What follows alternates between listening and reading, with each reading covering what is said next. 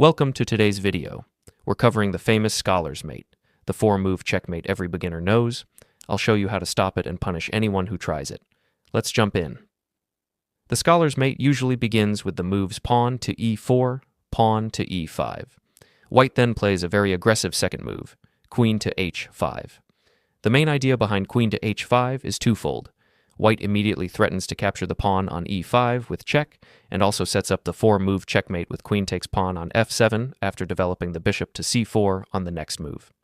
Now, let's examine some common mistakes you need to be careful about as black. Many beginners who are unfamiliar with the proper defense might respond with pawn to g6, attempting to attack the white queen. However, this is a serious blunder because white can simply play queen, takes pawn on e5 with check, and on the very next move, white will win the black rook.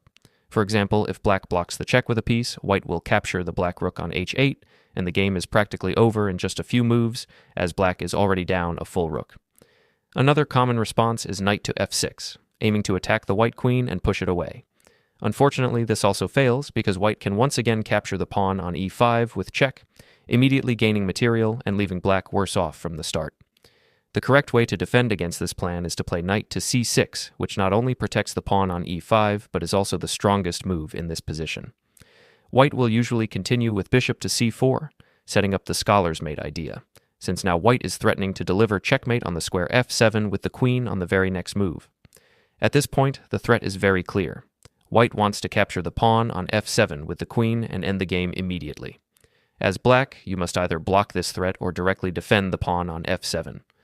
Many beginners make the mistake of playing knight to f6, hoping to attack the white queen.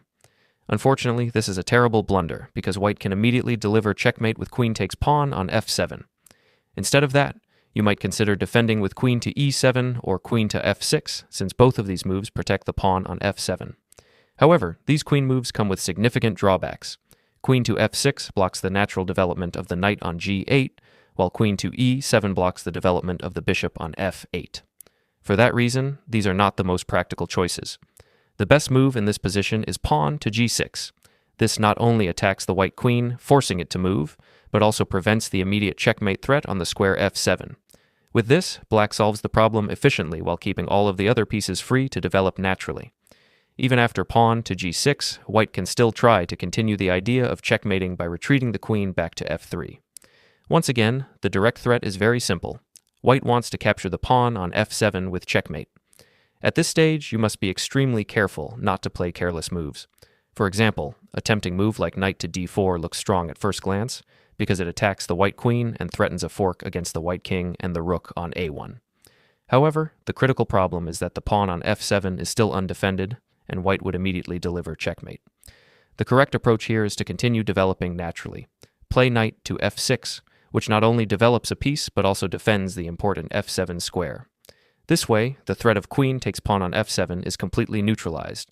Now, black is preparing to follow up with knight to d4 on the next move, which is a very powerful idea since it would simultaneously attack the white queen and create a fork. White must find a way to stop this threat. The best defensive moves for white are knight to e2 or pawn to c3, both of which guard the d4 square and prevent the fork. It is worth noting that this opening is not only played at the beginner level. Even top grandmasters such as Hikaru Nakamura and world champion Magnus Carlsen have employed this setup with the white pieces. However, at lower rating levels, many players turn to the scholar's mate in hopes of achieving a quick win. Because of this, you should always be alert. There are still many traps and tactical tricks white might attempt to catch you off guard. Before we examine the two main defensive moves for white, let's first take a look at a tricky sideline. Suppose white plays pawn to g4. We will call this cheap trick line number 1, because the immediate idea is very straightforward.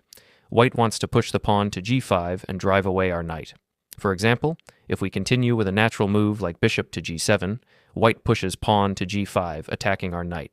If we retreat the knight, white immediately plays queen takes pawn on f7, delivering checkmate. This is why you must be extremely cautious against this pawn push. Fortunately, this move is not sound at all, and instead of being a real threat, it actually allows us to launch a strong counterattack against the white position. The correct response is knight to d4. This move is very powerful because the knight attacks the white queen and also threatens to capture the pawn on c2 with a fork on the next move. Importantly, there is no danger of white capturing on f6 with the queen, because our knight is already defended by our queen. At this stage, white is under immediate pressure because of the looming threat of knight captures pawn on c2, which would fork the king and the rook. White really has only two reasonable ways to address this danger, either by moving the queen to d3 or retreating the queen back to d1. If white chooses queen to d3, the defense is too passive. We can calmly continue with knight captures pawn on g4, not only winning material, but also keeping up the pressure against white's already awkward position. On the other hand, if white retreats with queen to d1, the idea is to defend the pawn on c2 while regrouping.